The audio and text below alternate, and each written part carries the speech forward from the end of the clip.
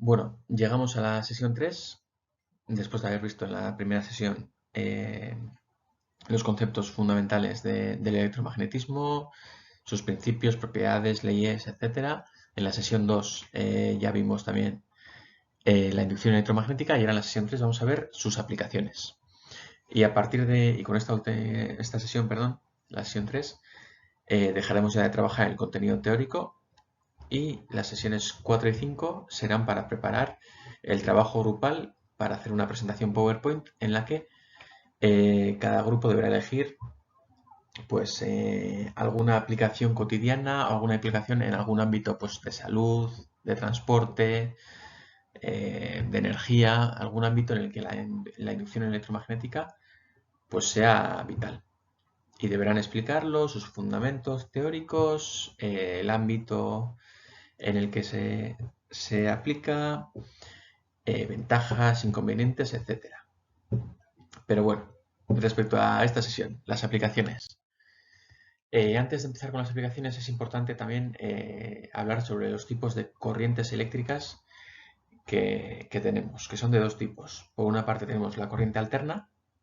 En la corriente alterna, como podemos ver en el gráfico, tanto la polaridad de la tensión o del voltaje como el sentido de la corriente van variando, es decir, de positivo a negativo, de polo sur a polo norte y de polo norte a polo sur, eso es. Como vemos en el gráfico en azul, pues puede ser positiva o negativa. ¿Esto qué quiere decir? No es que exista un valor negativo per se en la naturaleza, sino que varía el sentido. Es decir, si la intensidad va en un sentido, al de medio periodo irá en el sentido contrario y viceversa. Por eso se llama corriente alterna. Es la corriente que tenemos en casa, ya que es mucho más fácil de transportar, pero sin embargo no se puede almacenar o tiene muchos problemas de almacenamiento. Además de tener más fluctuaciones y ser menos estable. Respecto a la corriente continua, todo lo contrario. Tanto la polaridad de la tensión como el sentido de la corriente eléctrica no cambian, es decir, siempre tienen el mismo sentido, positivo o negativo, es decir, o van hacia un lado siempre o hacia el otro, pero no van variando de polo sur a polo norte y viceversa. Y este es más fácil de transportar, perdón, es más difícil de transportar, hay una errata en la presentación, es más difícil de transportar, pero se puede almacenar. Y este es el caso pues, de las baterías, las pilas o incluso los paneles solares.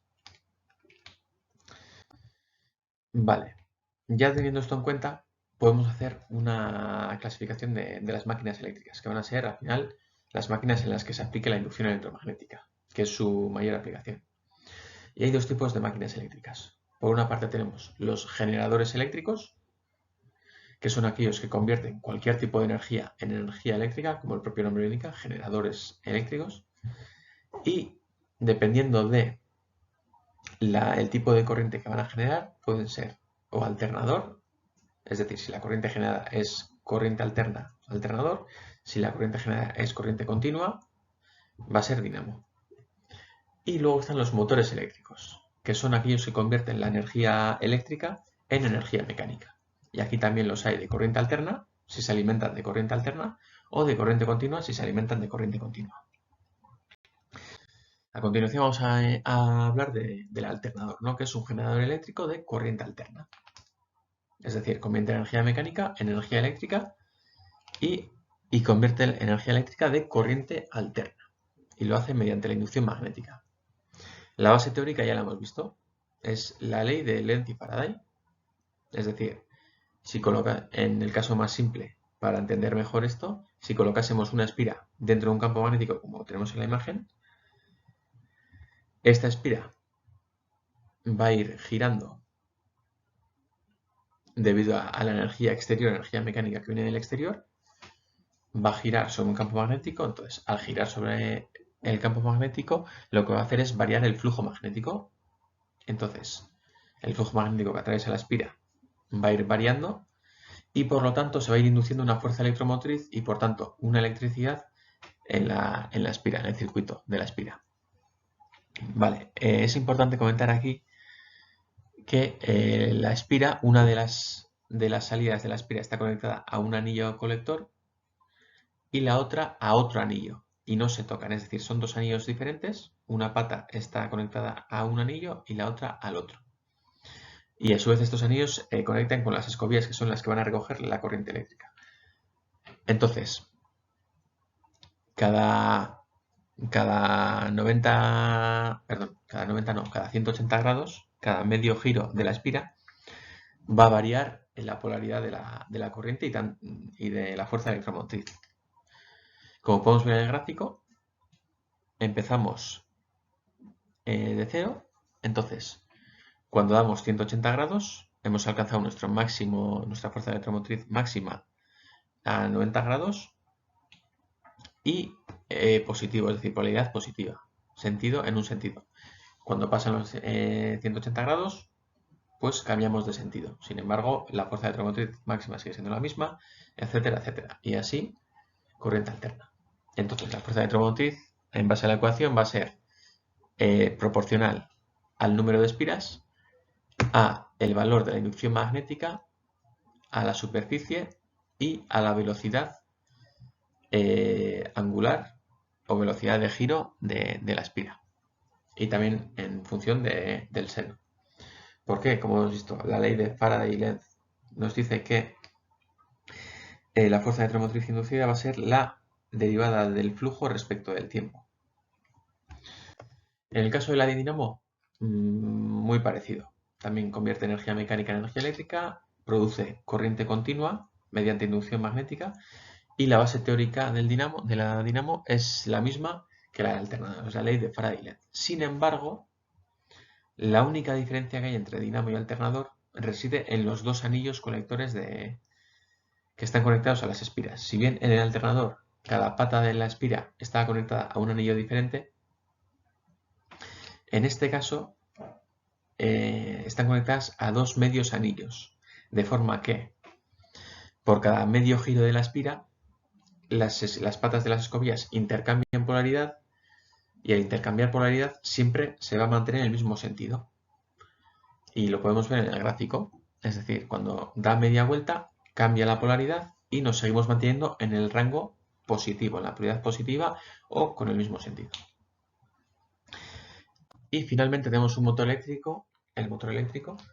En este caso lo hemos cogido de corriente continua al ser más simple, pero el principio de funcionamiento es aplicable a todos los demás. Los motores eléctricos lo que hacen es convertir la energía eléctrica en energía mecánica. Y lo mismo, pueden ser alimentados, como hemos visto, por corriente alterna o por corriente continua. En este caso, suponemos que tenemos una espira por la que circula una corriente continua en un campo magnético y aquí el principio básico o teórico de funcionamiento va a ser la ley de Laplace. Es decir, la ley de Laplace nos decía que un hilo conductor que está dentro de un campo magnético sufre unas fuerzas magnéticas. Estas fuerzas magnéticas, como ya hemos visto, son proporcionales tanto a la intensidad como a la longitud del hilo conductor como al campo magnético. Y son perpendiculares tanto al campo magnético como a la longitud, al vector de longitud del hilo conductor. Como podemos ver en la imagen, en este caso se generan dos fuerzas, una hacia arriba y otra hacia abajo en cada lado de la espira. Esto a su vez va a hacer que la espira gire. Entonces, al girar va a generar un par mecánico y así vamos a conseguir trabajo mecánico. Y este sería el principio de funcionamiento de cualquier motor eléctrico. Y con esto, pues como hemos dicho, damos por finalizada la tercera sesión. Y a partir de aquí, pues ya no habrá más vídeos.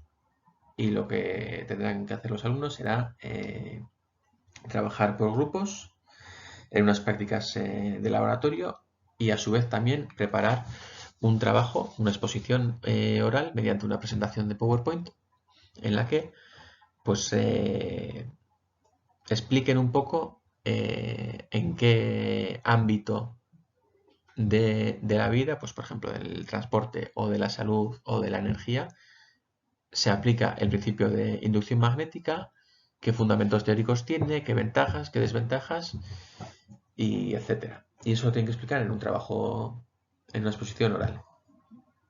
Y esto es todo.